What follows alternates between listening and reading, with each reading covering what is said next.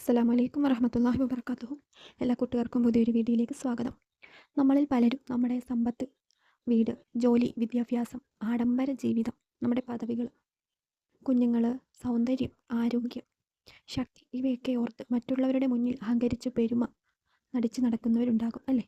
ഇതുപോലെ അഹങ്കരിച്ച് നടക്കുന്നവരും അള്ളാഹുവിനെ ധിക്കരിക്കുന്നവരും മറ്റുള്ളവരെ വേദനിപ്പിക്കുന്നവരും എപ്പോഴും മനസ്സിൽ ഓർത്തു വെക്കേണ്ട ഒരു ഇസ്മുണ്ട്.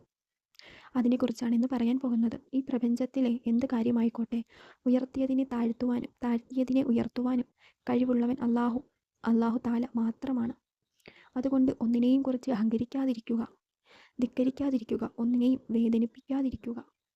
യാ ഹാഫിളു യാ അല്ലാ, എല്ലാം താഴ്ത്തുന്നവൻ എന്നാണ് ഈ ഇസ്മിൻ്റെ അർത്ഥം വരുന്നത്.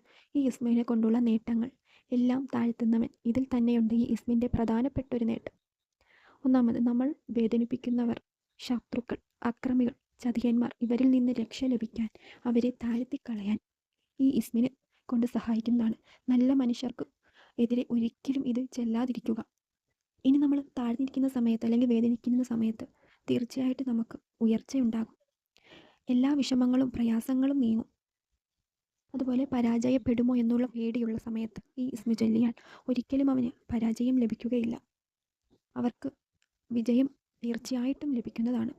ഉയർച്ചയുണ്ടാകും, ജനങ്ങൾക്കിടയിൽ സ്വാധീനം ഉണ്ടാകും, എല്ലാവരും നിന്നെ ഇഷ്ടപ്പെടും, വിജയങ്ങൾ തേടി വരും.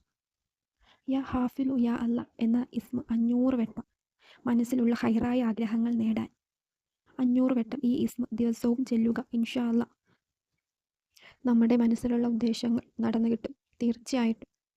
നിന്നെയും വേദനിപ്പിക്കാതെ, ഒരു കാര്യത്തിലും അഹങ്കരിക്കാതെ മരണം വരെ ജീവിക്കാൻ എല്ലാവർക്കും തൗഫീക്ക് നൽകുമാറാകട്ടെ. ആമീൻ യാ റബ്ബൽ ആലമീൻ.